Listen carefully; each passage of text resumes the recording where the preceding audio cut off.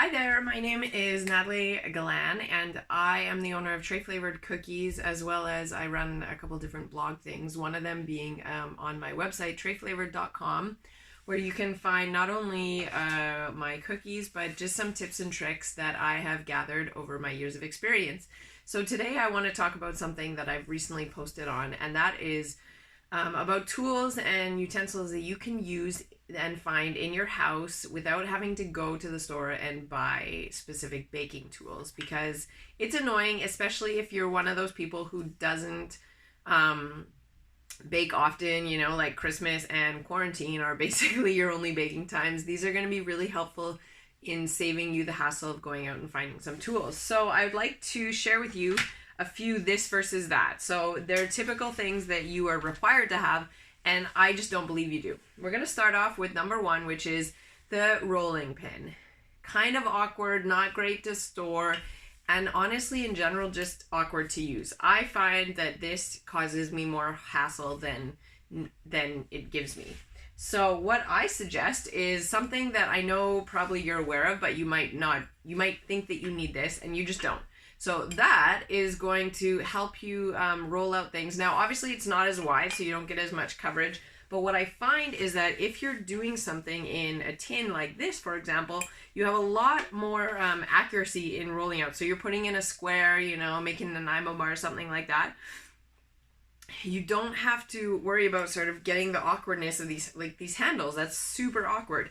So you can just roll it out here, and you have a lot more accuracy and precision in getting in those corners. Super awesome, super helpful, and who doesn't have a glass? Now, ideally, it's like a perfect cylinder, because if you have the angle, it's going to be a little more awkward to roll, but any glass is going to do. You can flour it just like you would flour a rolling pin. So that's number one. Number two is the infamous, you're making cookies. So I do a lot of baking cookies, and I have tried everything. I've tried the mechanical scoop, which I absolutely hate. So much goopy dough gets caught in the mechanism that it's just not even worth it. I'm spending half my time. I save time making balls, and yes, they're prettier, but I'm spending so much time getting the dough out of the scoop that it's just not even worth it to me. So then I resorted to a regular ice cream scoop like this, which is great, but I still find you start, you're scooping out, and you're still getting a lot of gunk in this cave, and it's kind of hard to get out because it's so deep.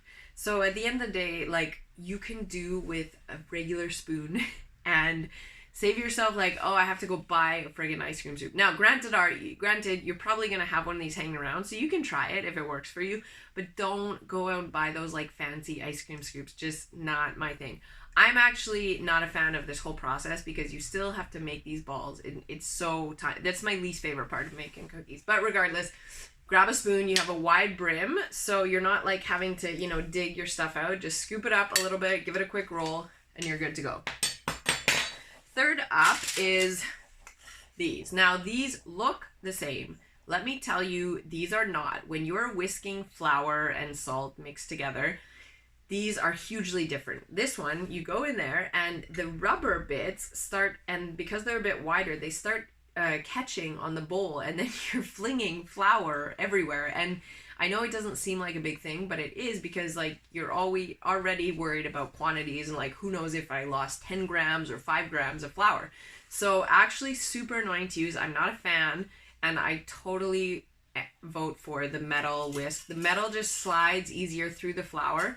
And furthermore, the skinnier tooth comb, whatever you want to call it, the finer, I don't even know what those are called, the teeth, they just work a lot better in flour. So it obviously depends where you're whisking, but I cannot imagine anything that this is. Silicone, I'm just not a fan. You're going to find out what else I hate about silicone, but metal whisk, way better.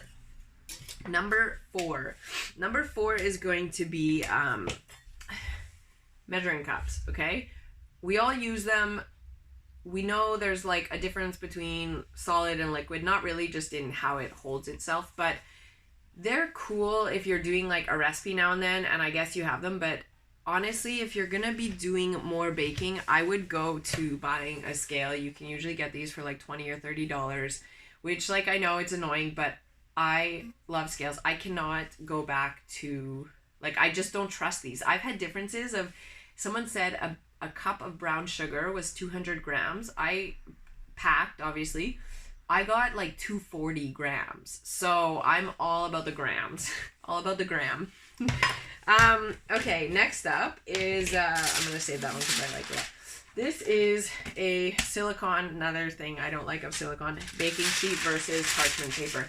I know environmentally friendly, we're going for less waste, but like there's a lot of stuff that I save and reuse, and so like this is something I splurge on, just disposable. Plus, you can buy these in a silicone version, and they actually will last like 3, 4, 5 baking sessions, so you can reuse them. These Mother Trucker, I hate these.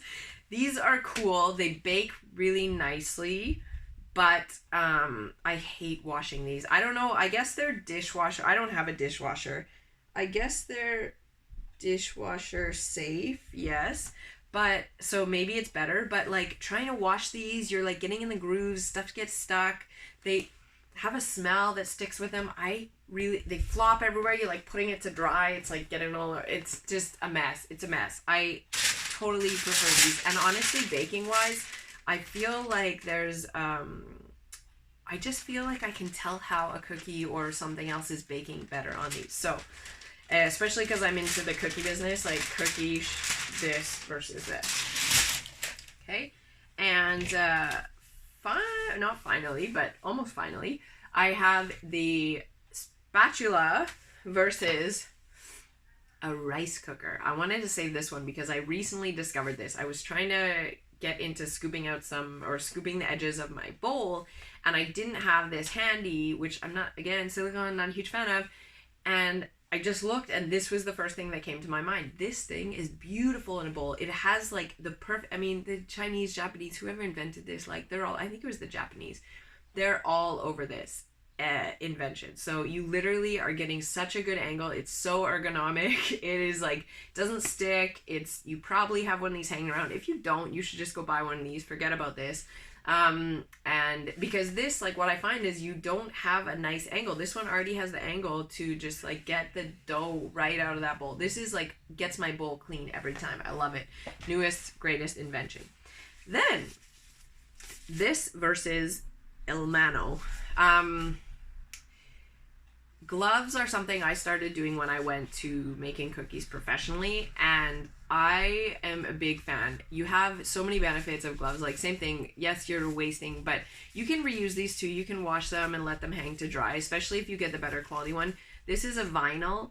Nitrile is the best in terms of holding its, in terms of not breaking. You can get some good quality ones, like the black ones you'll find. This is pretty good. It's thicker, but not quite as strong as nitrile. Regardless, these gloves are so great to work with because you have them on, okay? If you're one of those fancy, like nice done up people who has nails done, jewelry on, whatever, this is like protecting you. And I mean, they'll last a couple sessions or maybe one if you end up, going harder with your hands or whatever. But these are so handy because you're like, first of all, stuff doesn't stick to your hands like it does to this. You just have a nice, it just feels cleaner, and then you have to remember when you're wearing a glove, it doesn't mean you're like immune to everything. It means whatever you have on your glove you're carrying around. So, if you need to take it off, you take it off. These ones are pretty manageable to take off and put on. They're a little awkward, but not like the really thin ones. So I like these. I reuse them, and I just find like scooping, rolling my dough, stuff doesn't stick as much. So you don't get that like melting dough effect. So I would say if you're like doing, and you can buy a box for like of 100 of these for like $5, and they're gonna last forever. Otherwise, like furthermore, these in cooking and whatever, these are like using hot peppers. These are good to have. I would just have a box in your house for whatever you're doing in your kitchen. And then why not throw a hair net? Because you know what, like I did this again when I went professional, but like this saves, if you have your hair up, you have a nice do, whatever, your hair done, you just put this on, and this is a really nice one because it's not heavy, it's not like trapping your hair, it's not gonna mess up your hairdo, and you just like don't even have to worry about getting those hairs in your baking, because whether you're professional or not, you don't want that. So that is my list. There's one other I want to throw in there, kind of like from a professional point of view, is Sani. This jug looks like intimidating because there's like these instructions you have to put, literally, to make Sani for your house. It's going to tell you it's for commercial use. It's just because it's a really strong product. But you put literally like a lid full of this for like 4 liters for Sani. And that Sani is like after you've washed, you still have to wash, but you just spray surfaces, you spray your dishes, and it just kills bacteria. People are really worried about that these days. We're going through a lot in terms of bacteria and just dirt and viruses and whatever. This is great. And like this thing is going to outlast me. Like this is, I'm using a cap full for 4 liters, and that's gonna last me, like, I do a lot of baking, so maybe it lasts me like a week or 2 weeks. It's gonna last you like a month or more, so you're gonna have this forever. Your grandkids are gonna use this. And that is my list of must-haves, or not must-haves for your kitchen for all your baking needs. So I hope you enjoyed this. Leave me a comment if there's another sort of this versus that you have that we could throw on the list. Check out my website, treyflavor.com, and follow me along for these more tips and tricks. Thanks so much. Take care.